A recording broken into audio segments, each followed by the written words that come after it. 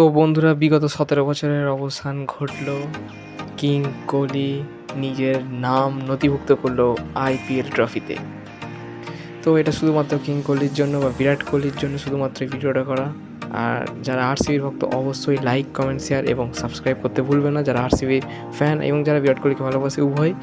তো চলো দেখে নিই ছবিটা কেমন লাগছে, অবশ্যই লাইক করে কমেন্ট করে জানিও। এবং আরসিবি জিতেছে আইপিএল ২০২৫ অলরেডি জিতে গেছে।